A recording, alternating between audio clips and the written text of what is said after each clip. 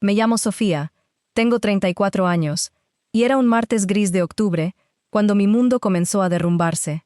En los siguientes 40 minutos escuché cosas que cambiaron para siempre la forma en que veía a mi propia familia, y lo que hice después terminaría rompiendo a mi familia. El día no había empezado así. Estaba en la casa de mi abuela, revisaba los últimos detalles para el bautizo de mi sobrino. Él es el hijo de mi hermana. De repente, la voz de mi abuela me sacó de mis pensamientos. Era aguda. Estaba llena de un pánico que no le conocía. Rompió el silencio de la cocina. «Escóndete, Sofía, rápido, se acerca». El tono era urgente. Mi abuela, siempre tan serena, ahora parecía una niña asustada. No era un juego. Ni siquiera lo dudé. No pregunté nada. Corrí hacia el estudio. Era la habitación menos usada. Un santuario de libros viejos. Los muebles estaban cubiertos con sábanas blancas. Me metí detrás de un pesado cortinón de terciopelo. Olía a naftalina. También a madera antigua. El aire era denso. Pesado. Como el tiempo mismo. Desde mi escondite, podía oír mi propio corazón. Latía fuerte. Un tambor sordo contra mis costillas. Podía sentir el polvo en la punta de la lengua, el frío del parqué bajo mis rodillas. El estudio era un lugar oscuro, casi olvidado. La luz del día apenas se atrevía a entrar. Mis manos, un poco temblorosas, se aferraban a la tela gruesa del cortinón. Escuché los pasos. 2 pares. No eran los de mi abuela. Su andar era más lento. Arrastraba un poco los pies. Estos pasos eran firmes, decididos. Unos tacones resonaban en el pasillo. Sonaban sobre la madera pulida. Los otros, zapatos de hombre. Eran más pesados, amortiguados. Se detuvieron justo frente a la puerta del estudio. No la abrieron. Las voces eran bajas al principio, como un murmullo. Intenté regular mi respiración. Contuve el aliento. Me obligué a pensar en la lista del supermercado, en la receta del pastel para el bautizo, en cualquier cosa que no fuera el miedo. El miedo crecía en mi estómago, pero era inútil. Cada fibra de mi cuerpo estaba tensa. Los sonidos se hicieron más claros. Las voces venían de la sala, justo al lado del estudio, separada solo por una pared delgada. Mi hermana. Reconocí su risa. Esa risa que siempre me había sonado a campanitas de plata. Pero esta vez, había algo diferente. Un filo metálico. Una nota que no encajaba. La acompañaba una voz masculina. Era grave, desconocida para mí. Escuché el susurro de los cojines al hundirse. Indicaba que se habían sentado, en el sofá principal de la sala, el que mi abuela reservaba para visitas importantes. El que siempre estaba impecable. El que, ahora, parecía ser usado para una conversación secreta. El olor a café recién hecho, que antes había llenado la casa, ahora se mezclaba con una sensación de opresión. Sentí el pulso golpear en mis sienes. No podía ver nada, pero la imaginación llenaba los huecos. Me imaginaba a mi hermana, con su sonrisa perfecta, sus gestos elegantes. Me imaginaba al hombre frente a ella, con una expresión seria. Luego, un sonido, seco, pesado, como si alguien hubiese soltado algo con fuerza sobre la mesa de centro de la sala. No fue un golpe brusco, fue un peso considerable que se asentaba, un golpe sordo, seguido de un crujido. Mi mente corrió. ¿Qué era? ¿Un libro muy grande? ¿Una caja? El silencio se hizo denso después de ese sonido. Un silencio cargado de significado. Podía sentir el peso de ese objeto, incluso sin verlo. Un escalofrío me recorrió la espalda. Quería salir. Quería preguntar. Pero la orden de mi abuela resonaba en mis oídos. «Escóndete, rápido». Y me quedé, quieta, inmóvil. La voz de mi hermana volvió, más clara, más impaciente. «No hay vuelta atrás, ¿verdad?». El hombre respondió. Su voz era tranquila, casi monótona, profesional. «No, ya están firmados. La señorita Gabriela lo sabe. Son los documentos de la propiedad». ¿Documentos de la propiedad? Mi mente procesó esas palabras con lentitud, como si estuvieran en otro idioma. ¿De qué propiedad hablaban? ¿La casa de mi abuela? ¿La casa donde habíamos crecido? La incredulidad luchaba con el miedo. Mi hermana soltó una risa nerviosa. «Bien, entonces ya está. Ya no hay que preocuparse por eso». Escuché el roce de papeles, como si estuviesen abriendo una carpeta, o varias. La respiración se me aceleró de nuevo. Mis manos estaban húmedas. El ambiente dentro del estudio se sentía cada vez más pequeño. El aire parecía agotarse. Quería estirar el cuello, intentar ver algo, a través de la rendija del cortinón, pero sabía que cualquier movimiento podría delatarme. Solo podía oír, y lo que oía me helaba la sangre. «Aquí están los detalles», dijo el hombre. Su voz era plana, sin emoción. Poder notarial amplio. Venta de la casa. Mi corazón dio un vuelco. No podía ser. La casa de mi abuela. Mi abuela siempre decía que esa casa era su ancla. Su refugio. ¿Venta? ¿Poder notarial? ¿Quién? ¿Cuándo? ¿Por qué? Un torbellino de preguntas se desató en mi cabeza. Sentí una náusea repentina. Me apreté las rodillas contra el pecho.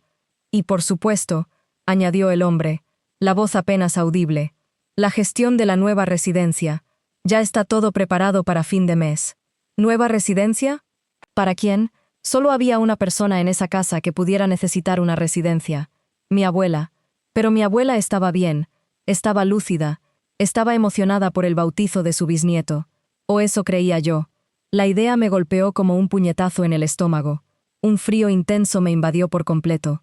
Mis ojos estaban fijos en la oscuridad del terciopelo. Mi hermana carraspeó. Su voz era seca.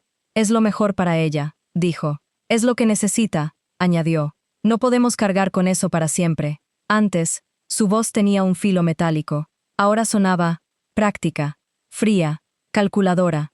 Como si hablara de un mueble viejo. No de mi abuela, no de la mujer que nos había criado. El hombre no dijo nada. Solo el crujido de papeles continuó. Luego, mi hermana suspiró. Un suspiro largo, de puro alivio. De todos modos, para Navidad ya no se acordará de nada. Esas palabras me golpearon. Esas malditas palabras. Rompieron algo dentro de mí. Una pieza se desprendió. La imagen que tenía de mi hermana se hizo añicos. La de mi familia también. Me quedé allí, en la oscuridad. El eco de esa frase taladraba mi mente. El bautizo. Mi sobrino. Todo parecía teñido de una oscuridad repentina. El resto de la noche se sintió como una sombra que se aferraba a los muros de la casa. El silencio que había quedado tras la voz de Gabriela era pesado, como si el aire mismo hubiera decidido contenerse. En el comedor, la luz de la lámpara tenue parpadeaba, proyectando sombras que bailaban sobre el parquet. La bruma del baño aún se mezclaba con el olor a desinfectante, un recordatorio de mi trabajo como enfermera geriátrica, de la fragancia de los guantes y del olor a algas de los fármacos que siempre guardan un eco de muerte y cuidado. La madre, María, era la columna de la familia. Cuando la veía, sentía que el clima del hogar cambiaba de acuerdo a su estado de ánimo, como si fuera un termostato que ajustaba la temperatura de la casa con una simple mirada. Cuando María estaba calmada, los demás respiraban sin esfuerzo. Cuando estaba tensa, el aire se volvía más denso, y cada respiración parecía un esfuerzo. En los últimos meses, había notado que sus ojos se movían con mayor rapidez, que sus manos temblaban ligeramente al sostener el periódico.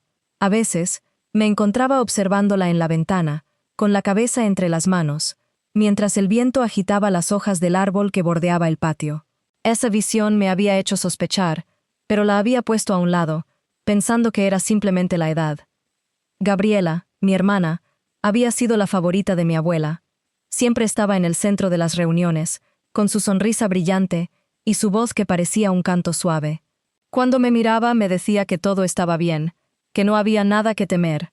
Cuando se le acercaba la pregunta sobre la herencia, su rostro cambiaba, y la expresión que mostraba era una máscara de calma que se quebraba cuando la mirada de mi madre cruzaba la suya. Esa máscara me parecía forzada, pero la ignoré.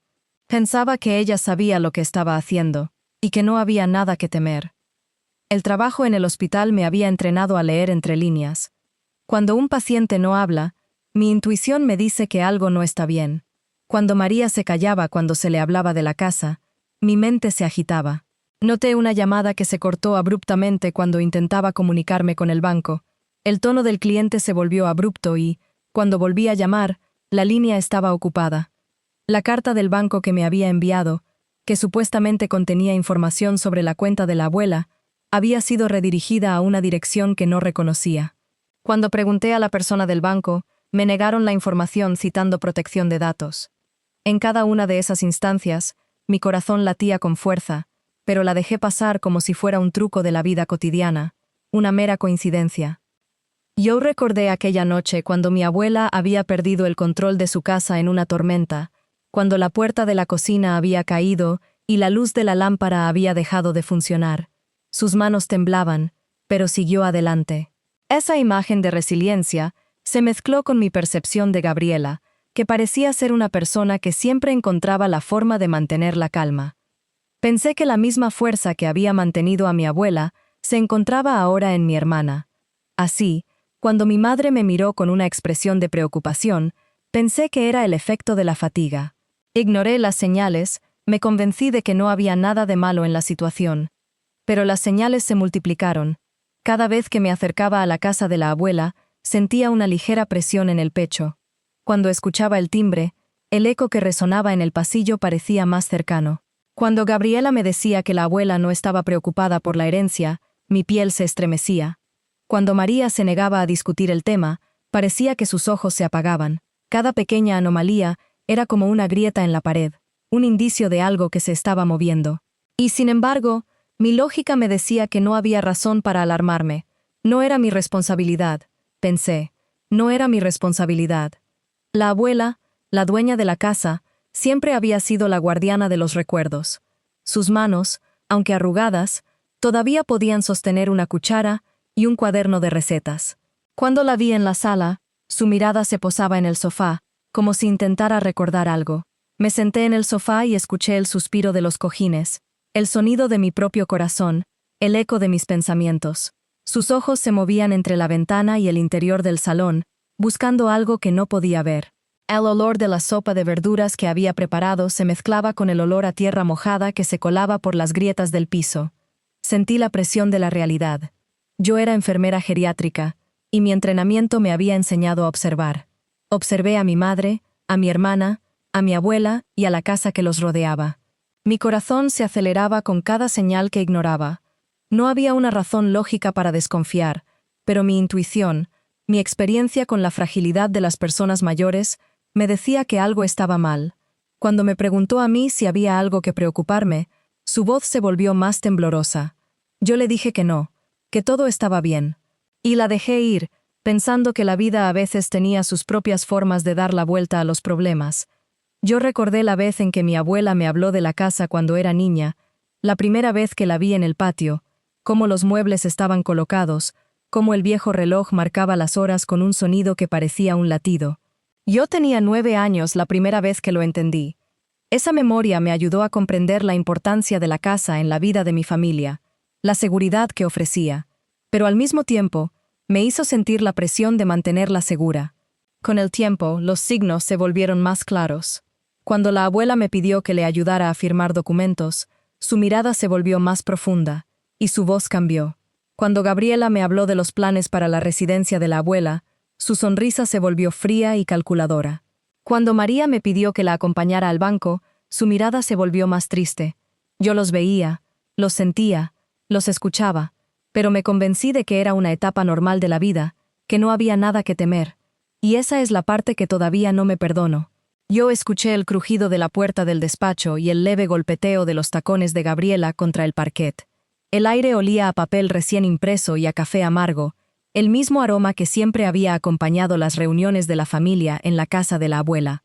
Sobre la mesa de roble apareció una carpeta azul marino, pesada, con el sello de la notaría de la ciudad. El sonido del cierre resonó como una sentencia. Abrí la primera hoja con la precisión que me había enseñado la enfermería.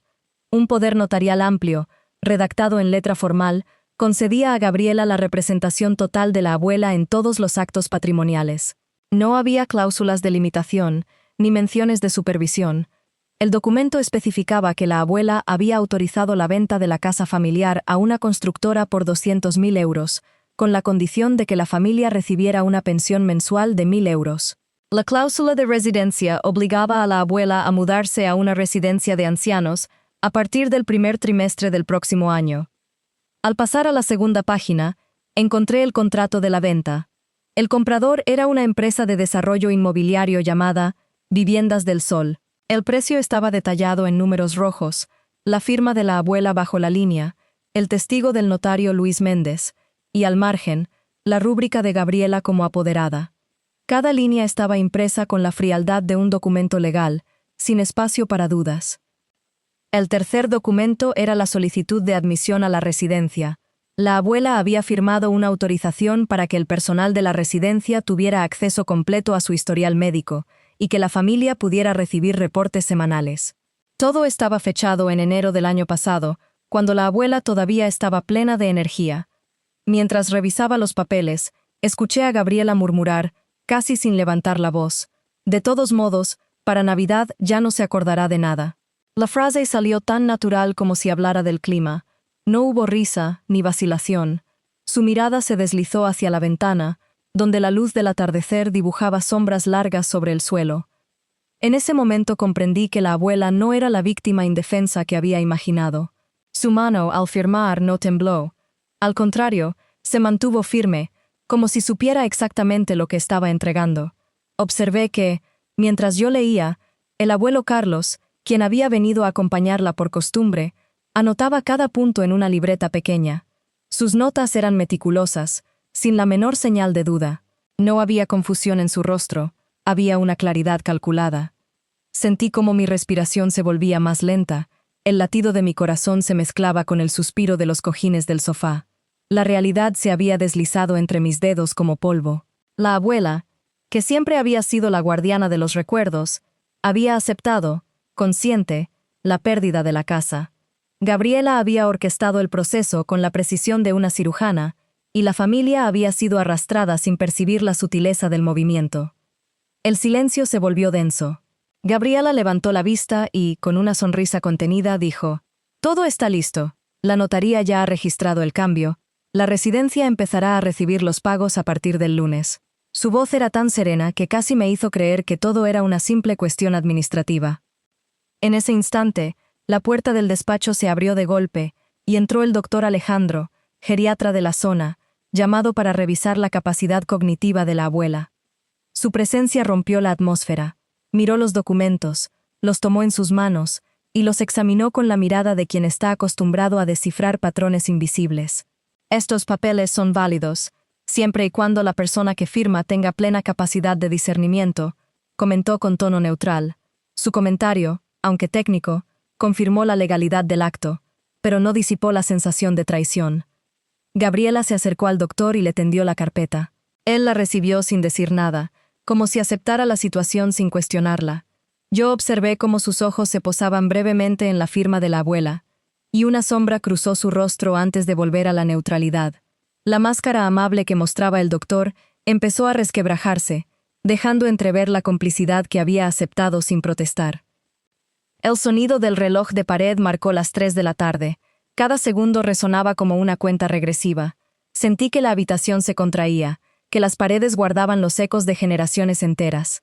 La carpeta azul marino seguía sobre la mesa, ahora abierta, como una herida que no quería cerrar. En ese momento, el abuelo Carlos dejó su libreta sobre la mesa, la abrió y mostró una hoja que había guardado en secreto. Era una copia de la prueba de ADN del bebé, solicitada por el verdadero padre, el doctor Rodrigo, quien había investigado a Gabriela durante meses. El resultado mostraba que el padre biológico no era Gabriela ni su esposo, sino el propio Rodrigo. La prueba había sido enviada a la notaría y archivada junto a los documentos de la venta. Gabriela tomó la hoja, la miró y, sin perder la calma, la dobló y la guardó dentro de la carpeta. «Todo está bajo control», murmuró, como si la verdad no tuviera peso. Yo sentí una mezcla de impotencia y claridad. La traición no solo era financiera, era también una mentira sobre la paternidad del bebé, una fachada que había sostenido la posición de Gabriela frente a la familia. El doctor Alejandro, sin percatarse del papel que había aparecido, volvió a su escritorio y comenzó a redactar un informe médico. Su pluma trazaba líneas precisas, pero la tinta parecía empañada por la tensión que se respiraba en la sala. Cada palabra que escribía reforzaba la ilusión de legalidad, mientras la verdad se acumulaba en la esquina de la mesa, invisible para los ojos que no querían ver. Yo permanecí en silencio, observando cómo la máscara de Gabriela empezaba a resquebrajarse lentamente. Su sonrisa se desvanecía, y una sombra de duda cruzó su mirada, aunque rápidamente la reemplazó con la determinación que había demostrado desde el principio. El abuelo Carlos, con su libreta ahora abierta, empezó a escribir una lista de fechas y montos, como si estuviera preparando una defensa para el futuro. El aire se volvió más denso. El perfume de la sopa que aún quedaba en la cocina se mezcló con el olor a papel mojado por la humedad del clima otoñal. Cada detalle se volvió una pieza del rompecabezas que estaba armando, una pieza que mostraba que la abuela había consentido, la hermana había manipulado, y yo había sido testigo silente de la trama. Al final, la carpeta quedó sobre la mesa, abierta, con los documentos alineados como testigos mudos. El doctor Alejandro cerró su informe, el abuelo Carlos guardó su libreta, y Gabriela se quedó mirando la ventana, como si buscara una salida que aún no había encontrado. La habitación quedó inmóvil, pero la tensión permanecía latente, lista para estallar en el próximo acto.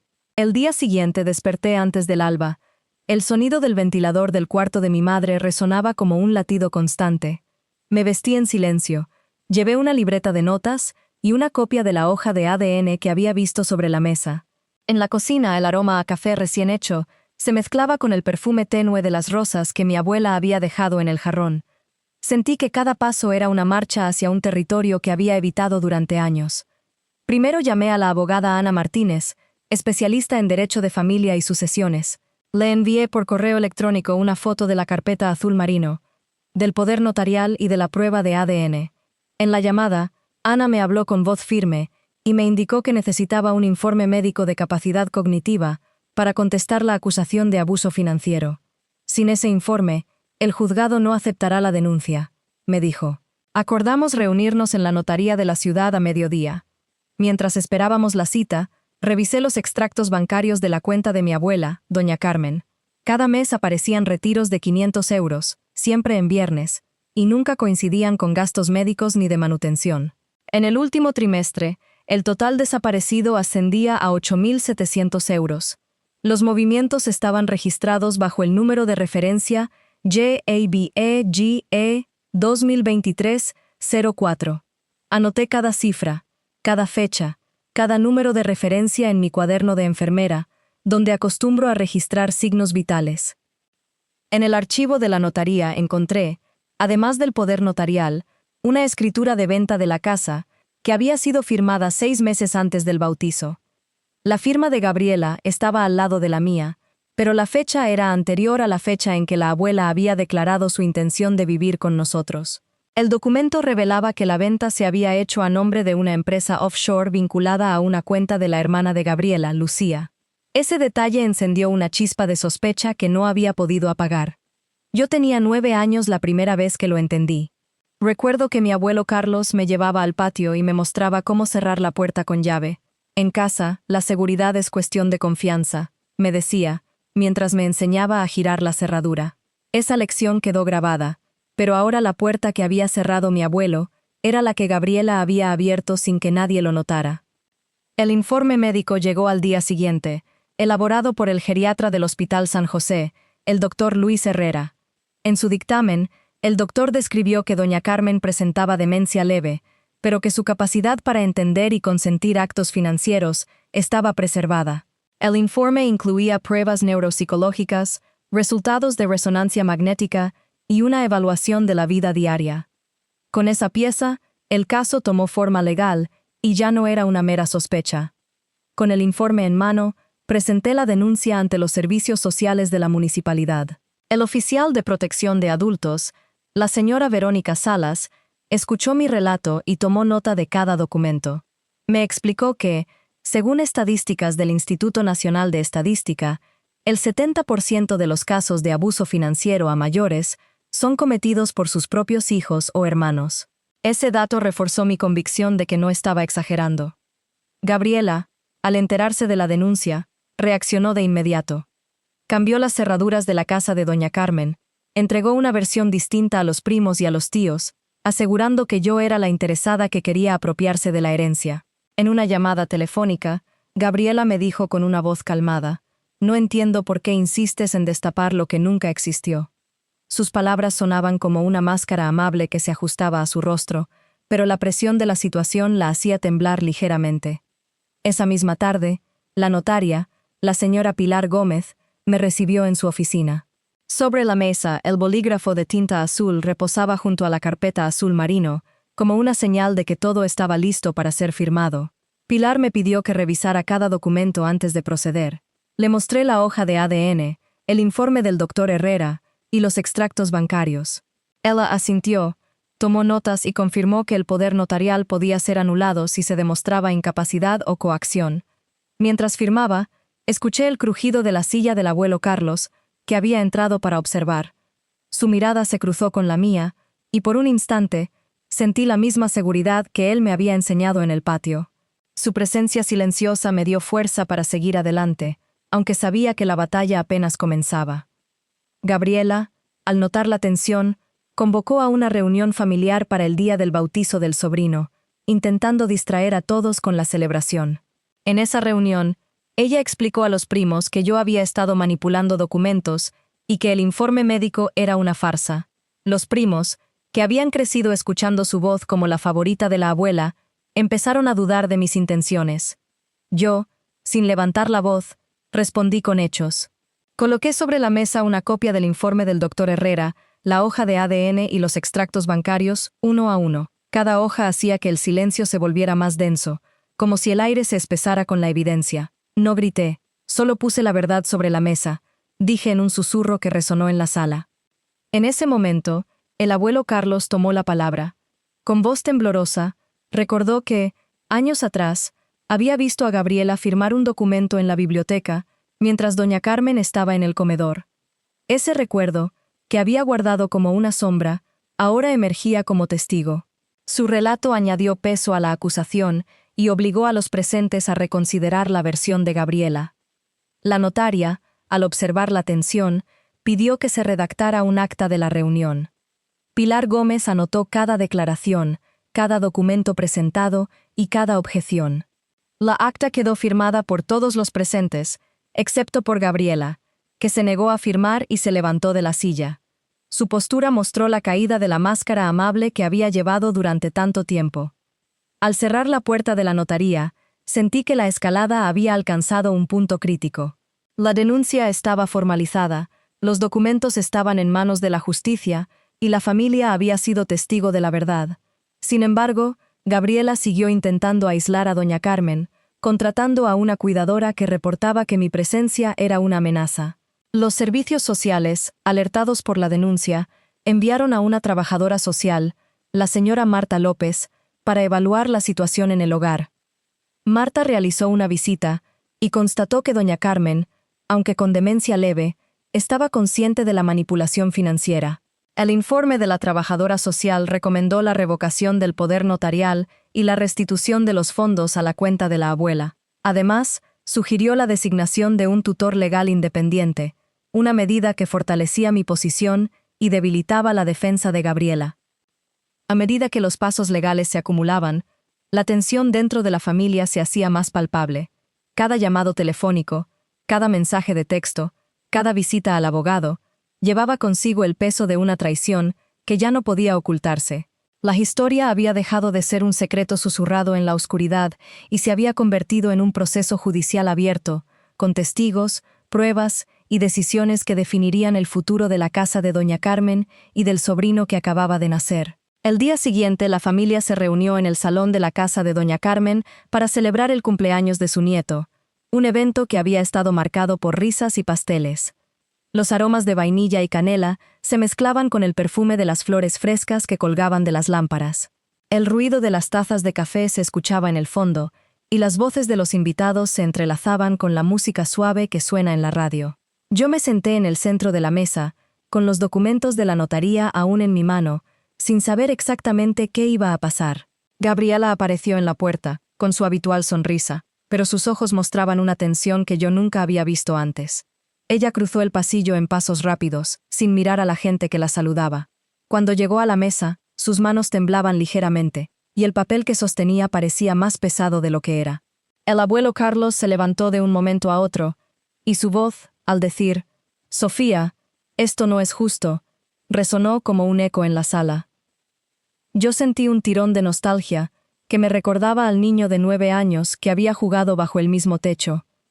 El aroma del té de hierbas se volvió más fuerte cuando la abuela doña Carmen se acercó, con su bastón y sus arrugas. Ella me miró con una mirada que mezclaba tristeza y firmeza, como si quisiera decirme algo sin usar palabras. Pilar Gómez, la notaria, se quedó quieta, observando cada detalle, como una cámara que filma cada movimiento. Cuando Gabriela se levantó, sus pasos eran pesados, y el silencio se hizo más denso. Ella tomó el bolígrafo de la mesa y lo miró fijamente, como si fuera un espejo de su propia verdad. Yo, sin levantar la voz, coloqué el informe de la notaría, el extracto bancario, el documento de la prueba de ADN y el certificado médico. Cada hoja se deslizó sobre la mesa, y el sonido de papel sobre madera resonó como un golpe de verdad. Gabriela respiró hondo, y su rostro se volvió pálido como el papel que sostenía. Ella se levantó de la silla, y su postura mostraba la caída de la máscara amable que había llevado durante tanto tiempo. El silencio era absoluto, como si la sala se hubiera detenido. Mi corazón latía rápido, pero mantuve la calma, porque sabía que la justicia llegaría por los hechos. «Quiero que se haga justicia», dije en voz baja, dejando que cada palabra se asentara en el aire. Gabriela me miró, y sus ojos se empañaron, como si estuviera viendo su propia caída. El abuelo Carlos se acercó a la mesa, y con voz temblorosa recordó un episodio de años atrás, cuando había visto a Gabriela firmar un documento en la biblioteca. Su relato añadió peso a la acusación, y la tensión en el salón se volvió más intensa. Marta López, la trabajadora social, estaba presente, con su cuaderno de notas, y su mirada se enfocaba en la mesa. Ella observó cómo cada documento se colocaba y cómo la verdad se hacía visible ante todos. El aire estaba impregnado del olor del café y la frescura de las flores, y cada respiración parecía más pesada. Yo sentí que la escalada había alcanzado un punto crítico, porque el poder notarial estaba revocado y los fondos se estaban restituyendo. Los servicios sociales habían enviado a un trabajador que verificó la capacidad cognitiva de doña Carmen, y su informe respaldaba la revocación. La abuela, aunque con demencia leve, comprendía la situación, y su mirada se volvió más clara al ver el respaldo de la evidencia. El poder notarial había sido un instrumento de control, y ahora estaba en manos de la ley. El proceso estaba claro: el dinero se devolvería, la abuela recuperaría su patrimonio, y la custodia del bebé se cambiaría según la prueba de ADN. Gabriela se volvió hacia mí, y sus ojos mostraban una mezcla de arrepentimiento y furia. Ella comenzó a hablar, pero su tono se volvió más suave, como si el peso de la verdad la estuviera cambiando. «Yo estaba en una mala época, Sofía», dijo, y su voz se quebró. Yo escuché, sin interrumpir, porque la verdad se había colocado en la mesa, y no necesitaba ser contestada. El abuelo Carlos intervino, diciendo que la familia debía unirse para proteger a su nieto y a la abuela. Pilar Gómez anotó cada palabra, cada documento, y el acta se firmó por todos, excepto por Gabriela, quien se negó a firmar y se retiró. La escena se volvió un teatro de la verdad, donde cada pieza del rompecabezas se encontraba en su lugar. El tiempo pasaba, y el calor del sol se filtraba por las ventanas, iluminando las caras de los presentes. El olor a pasteles recién horneados se mezclaba con la sensación de cierre. Yo sentí una mezcla de alivio y tristeza, porque la verdad había salido a la luz, pero la familia se había fracturado. El caso había terminado, con la restitución de los fondos, la revocación del poder notarial y la designación de un tutor legal independiente. No hubo cárcel, pero hubo una pérdida de confianza, una pérdida de la reputación de Gabriela y una pérdida de la relación familiar. El bebé recién nacido, con su pañal y su sonrisa, permaneció en el centro de la mesa, como un símbolo de inocencia que no debería ser dañado. Un momento de silencio se volvió pesado, cuando la abuela doña Carmen se acercó a la mesa y tomó el papel con el certificado médico. Ella lo sostuvo como un tesoro, y sus ojos se llenaron de lágrimas, como si cada palabra la consolara y al mismo tiempo la lastimara. En la caja de galletas, donde había guardado una carta de la abuela cuando era niña, encontré una nota escrita con su letra fina: «Nunca pierdas la fe en la verdad». Ese recuerdo me hizo sentir una conexión con mi abuela y me recordó la importancia de la verdad. La lección personal que aprendí fue simple: el silencio nunca trae paz. El silencio que mantenía la mentira era más pesado que cualquier voz que hubiera pronunciado. El silencio de mi propia familia había sido una prisión, y romperlo me dio libertad, aunque a costa de una relación rota. La verdad había sido colocada sobre la mesa, y la justicia había llegado por los hechos, no por la venganza. Al final, el bebé se quedó en brazos de su madre, y la familia se reunió para una última cena, compartiendo historias y lágrimas. La música se volvió más suave, y el aroma de las galletas se mezcló con el olor del vino. Yo me senté, observé el brillo de los ojos de mi hermana y la abuela, y sentí un leve suspiro de resignación. ¿Alguna vez tuviste que alejarte de tu propia familia? Cuéntamelo abajo, y suscríbete para no perderte la próxima historia.